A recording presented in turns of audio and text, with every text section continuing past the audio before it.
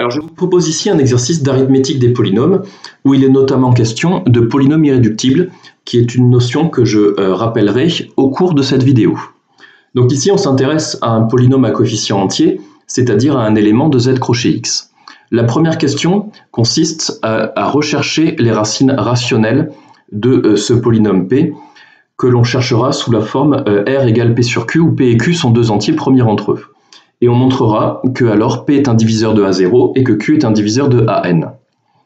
À la question 2, on prendra un exemple de polynôme à coefficient entier et on appliquera le résultat de la question 1 pour déterminer les racines rationnelles de ce polynôme.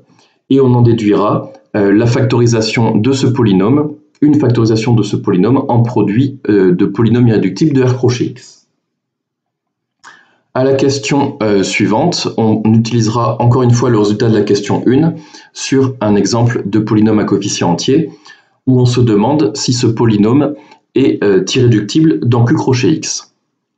Alors avant de regarder la correction de cet exercice, je vous incite vivement à mettre la vidéo sur pause et à le chercher par vous-même.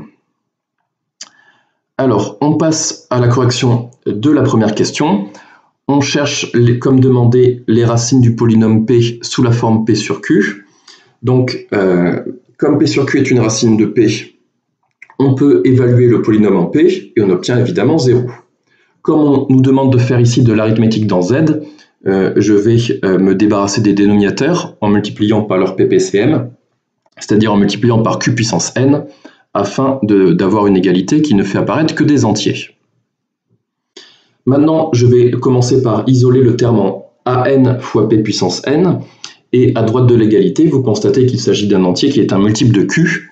Du coup, j'en déduis que an p puissance n est également un multiple de q. Autrement dit, q est un diviseur de an fois p puissance n. Maintenant, j'aimerais appliquer le lemme de Gauss, ce que je peux faire puisque je sais que p et q sont premiers entre eux, et on sait que quand deux entiers sont premiers entre eux, toute puissance de l'un est première avec toute puissance de l'autre. Du coup, j'en déduis que p puissance n et q sont premiers entre eux, et j'ai le droit d'appliquer le lemme de Gauss qui me permet d'affirmer que q est un diviseur de an. Je recommence la même méthode, cette fois en isolant le terme a0 fois q puissance n. À droite de l'égalité, je remarque qu'il s'agit d'un entier qui est un multiple de p. J'en déduis que p est un diviseur de a0 fois q puissance n. Et je recommence de la même manière, j'obtiens que p et q, je sais que p et q sont premiers entre eux. J'en déduis que p et q puissance n sont premiers entre eux, et le lemme de Gauss me permet d'assurer que p est un diviseur de A0. On a donc démontré qu'à chaque fois qu'on trouvera une racine rationnelle sous la forme p sur q, avec p et q deux entiers premiers entre eux, alors p divisera A0 et q divisera AN. Avant de corriger la suite de l'exercice, je fais des rappels sur les polynômes irréductibles. Je vais d'abord énoncer la définition d'un polynôme irréductible de K crochet x. C'est tout polynôme p qui vérifiera les deux conditions suivantes. La première, c'est qu'on demande à ce que le polynôme soit de degré supérieur ou égal à 1, c'est-à-dire qu'il s'agisse d'un polynôme non constant. Et la deuxième, on demande à ce que les seuls diviseurs de p soient les constantes non nulles et les polynômes associés à p, c'est-à-dire les polynômes de la forme alpha fois p avec alpha une constante non nulle. Autrement dit, cette deuxième condition est équivalente à dire qu'à chaque fois qu'on écrira le polynôme p sous la forme a fois b, où a et b sont deux polynômes de K crochet x, alors automatiquement on demande à ce que le degré de a soit nul ou que le degré de b soit nul, c'est-à-dire que l'un ou l'autre des polynômes soit une constante non nulle. Du coup, vous comprenez bien que l'autre, si par exemple a est une constante non nulle, b sera un polynôme associé à p. Autrement dit, pour un polynôme irréductible, la seule factorisation possible, c'est sous la forme d'une constante non nulle fois un polynôme associé au polynôme p. Évidemment, la difficulté ici, c'est que la notion de polynôme irréductible dépend du choix du corps K. Alors, on sait démontrer facilement que les polynômes de degré 1 sont toujours irréductibles, quel que soit le corps K. Ensuite, dans l'anneau C crochet X, donc si je choisis le corps des nombres complexes, les polynômes irréductibles sont exactement l'ensemble des polynômes de degré 1. Et dans le cas des polynômes à coefficient réel, donc dans l'anneau R crochet X, les polynômes irréductibles sont les polynômes de degré 1 et les polynômes de degré 2 de discriminant strictement négatif, c'est-à-dire sans racine réelle. Donc maintenant, nous allons passer à la correction de la question 2, où on demandait de déterminer les racines rationnelles de ce polynôme P à coefficient entier. Donc on applique la méthode vue dans l'exercice 1. On recherche les polynômes R, les racines rationnelles R sous la forme P sur Q avec P et Q deux entiers premiers entre eux. On obtient alors que P divise A0 et Q divise AN. Donc ici, il s'agit de A0 vaut 2 et AN vaut également 2. Donc P et Q sont deux diviseurs de 2. Donc ils appartiennent tous les deux à l'ensemble -2, -1, 1, 2.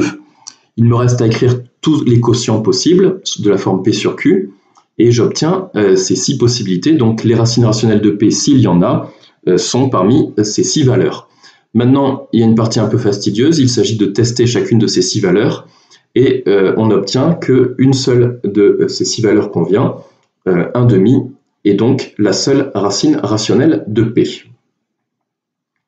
Du coup, j'obtiens que le polynôme x moins 1/2 est un diviseur de P, et donc je peux effectuer la division euclidienne pour obtenir cette factorisation. Là, vous voyez que j'obtiens un quotient qui est un polynôme de degré 2, donc dans R crochet x, il pourrait très bien être irréductible si son discriminant était strictement négatif. Là, ce n'est pas le cas, d'ailleurs, une identité remarquable me donne directement une factorisation du polynôme x carré moins 4 sous la forme x moins 2 facteur de x plus 2.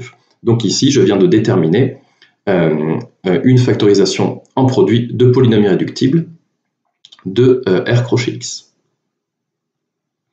Passons à la question suivante. Donc cette fois, je prends un polynôme de degré 3, toujours à coefficient entier, et je vous demande de savoir s'il s'agit d'un polynôme irréductible de Q crochet x.